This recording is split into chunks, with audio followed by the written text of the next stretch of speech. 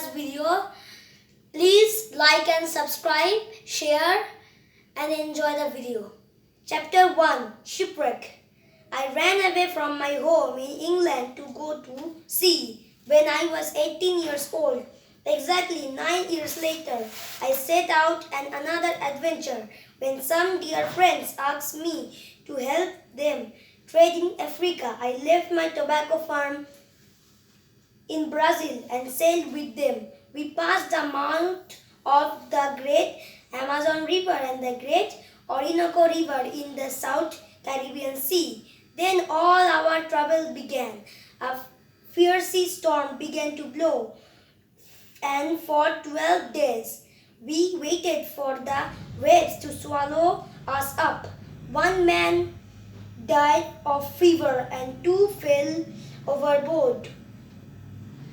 At last, the wind died down. We must repair the ship, said our captain. She will not reach Africa now.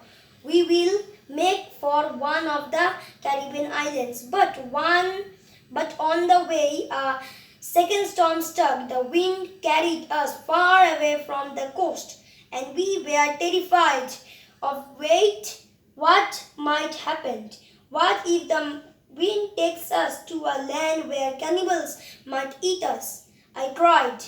As we all trembled in territory at these horrible thoughts, one of the men cried, "Land ho!" And we ran from our caravans to look. At the same moment, the ship struck a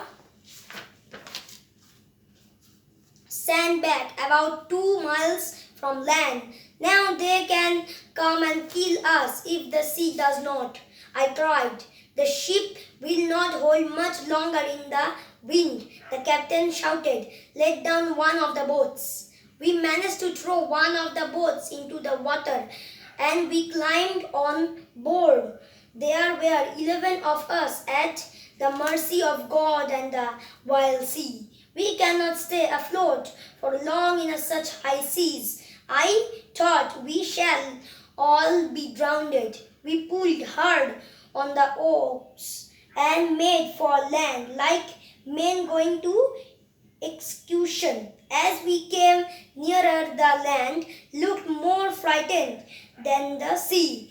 Even if we reach the shore, the waves or the rocks will smash us to pieces. The shriek to many Francis. We rowed on the another half a mile. Then suddenly a wave as high as a mountain rolled up behind us. It lifted us into the air for a moment, then threw us out of the boat and into the wild sea.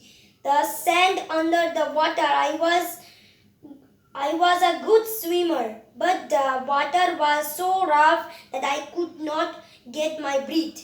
But the same wave carried me forward towards the shore and left me there.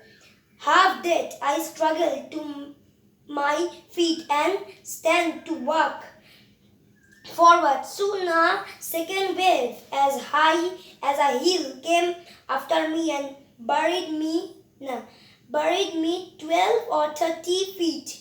I could not avoid it. I held my breath and swam towards the land. When my lungs were almost bursting, I pulled my feet down and felt the sand under them. As soon as the waves had gone, I ran as fast as I could, afraid that another wave would pull me back. I could not get away from the angry sea. Twice more it lifted me up and threw me against large rocks. That burst my head and side, but I had held on to the rocks. Whenever the waves broke over my head, then I ran in the way. I was able to climb the cliffs. At last, I lay on the grass at the top and was fully sick. I looked out to the sea, hoping to catch sight of my fellow sailors, but I only glimpsed three hats and two shoes floating on the water. My ship was so far out to sea that I wondered how I had ever got to dry land. I ran up and down the shore. Help! Help me! I shouted in territory. I have no food, no house, no clothes. The wild animal will eat me. Help! Altogether, I was tired and faint. I kept watch until night fell, but no one came. At last, I pulled myself up into a tree, away from danger, and slept very well. Even through it rained all night, but I was completely alone.